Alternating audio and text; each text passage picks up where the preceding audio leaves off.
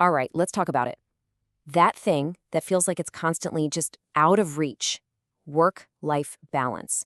It's supposed to be this holy grail of modern life, but for so many of us, it just ends up being another major source of stress. So let's actually unpack what's really going on here, why we're all struggling so much to just juggle it all. I mean, does this feel familiar to you? That constant nagging feeling that no matter what you're doing, you should probably be doing something else? You're sitting at your desk thinking about the laundry piling up, and then you're at home trying to relax, but your brain is still churning through your email inbox. Yeah, that constant pull, that's basically the signature symptom of our modern work-life struggle. And if you're feeling this, I want you to know you are so far from being alone. This isn't some personal failing on your part. It's a huge cultural issue. A staggering 77% of professionals have experienced burnout at their current job. I mean, think about that number. That proves we're dealing with a widespread crisis, not just a bunch of individual problems. Okay, so here's our game plan for this explainer. First, we're going to diagnose the crisis. Then, we'll define some key ideas, like the difference between balance and integration.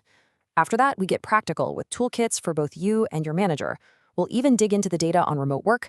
And finally, we're going to rethink this whole idea of work versus life altogether. So, first things first, let's be really clear about what's at stake here. This isn't just about feeling a little tired or stressed out. A chronic lack of balance has some really serious, totally measurable consequences for our physical and mental health, and they go way beyond just feeling overworked. And the costs? Well, they're shockingly specific. For example, consistently working more than 55 hours a week is linked to a significantly higher risk of having a stroke. That's not just a vague idea, it is a hard medical fact. This imbalance also fuels higher rates of anxiety and depression, and get this, one study found that even if you get a normal amount of sleep, just working longer hours is tied to a decline in your physical health. And of course, it strains our relationships and leaves us with this awful feeling of being disconnected from our own lives. Okay, so to figure out a solution, we've got to get our definitions straight. You hear the terms work-life balance and work-life integration thrown around a lot. They might sound similar, but they actually represent two very different ways of thinking. And understanding that difference is absolutely key to figuring out what's going to work for you. So here's the crucial difference. Balance is all about separation. Think of it like you have two completely separate boxes, one for work and one for life, with these really firm, solid walls between them. Integration, on the other hand, is all about blending. It's about erasing those hard lines and letting work and life kind of flow together. One seeks separation, the other seeks synergy. And what happens when neither of these approaches is working? Well, we end up here, burnout. And let's be really clear what this is. It's not just having a bad week. The sources are defining it as a state of complete and total exhaustion. We're talking physical, mental, and emotional, all caused by chronic, unmanaged stress from your job. It's really the final and most severe consequence of this sustained imbalance. So how in the world do we get to that point of total exhaustion? Well, there's actually a pretty powerful model that explains the mechanics of why burnout happens. The easiest way to think of it is as a two-part recipe for burnout. So let's break down that first ingredient. The first ingredient in our burnout recipe is just relentless demands. Think of job demands as anything that requires sustained effort. High work pressure, emotionally draining meetings, a chaotic environment. When these demands are constantly high, they just deplete our energy reserves. It's like your phone battery being constantly drained without ever getting a chance to recharge.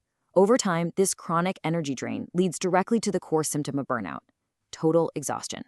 Now, the second part of the recipe is a lack of resources. Resources are all the good things that they water the plant, right? Things like having autonomy, support from your team, getting good feedback. When those things are missing, our motivation just dries up. We start to get cynical, we feel detached, we disengage. So when you combine high demands, constantly draining that battery, with low resources, letting the plant wilt, you get the absolute perfect storm for burnout. Okay, so we have diagnosed the problem. Now let's talk about solutions. And here's the good news. You are not powerless in this situation. There are really concrete strategies you can start using today, right now, to take back some control and build a much healthier relationship with your work. So here are some of the most effective strategies I found. First, and this is a real game changer, plan your personal time with the same focus you give your work. I mean, actually put that lunch with a friend on your calendar. Set a hard stop to your workday and maybe create a little ritual to mark the end of it. Take short, little micro breaks to recharge. And, you can even use technology against itself with apps that will block your work notifications after hours. The whole key here is to just be intentional about building a life outside of your job. And this part is absolutely crucial. Trying to completely overhaul your entire life overnight, well, that's just a recipe for frustration. The advice here is to start small. Don't try to achieve a perfectly balanced week right away. Instead, just pick one tiny, achievable goal.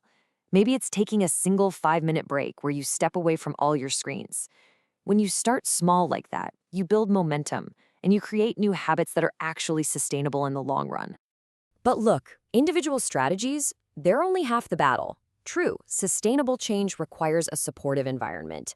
And that environment, well, it's shaped from the top down. Managers and leaders play such a critical role in creating a culture where work-life balance is actually possible, and not just some buzzword on a poster. I absolutely love this quote from Mercer because it just perfectly reframes the whole issue. For way too long, we've treated burnout as an individual problem, something for the flower to fix on its own. But more often than not, it's an environmental problem. If the company culture is toxic with unreasonable demands and a total lack of support, no amount of individual effort is ever going to overcome that. The focus has to be on fixing the system. So how do you actually fix the environment? Well, Mercer lays out 6 key areas for managers to focus on. It's really about asking the right questions. Are the workloads challenging but ultimately achievable?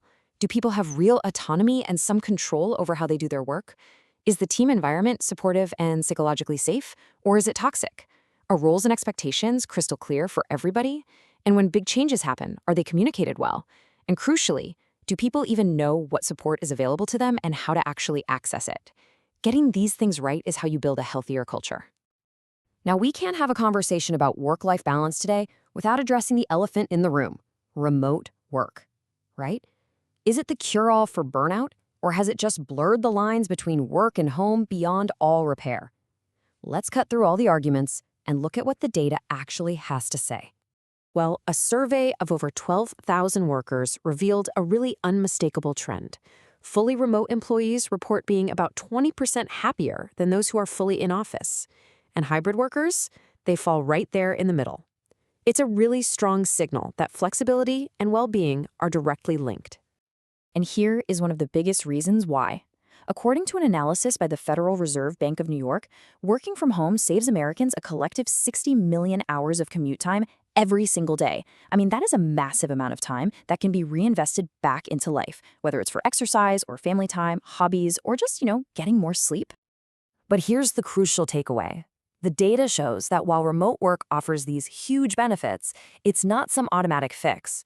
Working from home simply provides the opportunity for a better balance. You still have to do the work. You have to set the boundaries. You have to be intentional about unplugging.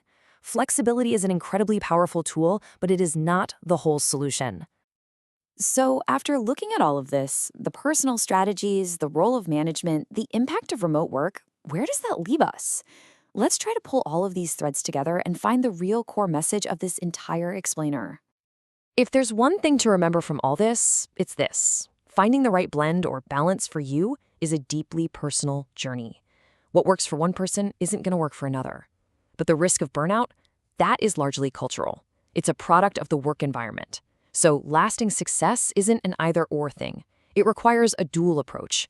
Individuals need to be empowered with strategies to manage their own boundaries, and leaders have to be committed to building a supportive, psychologically safe culture.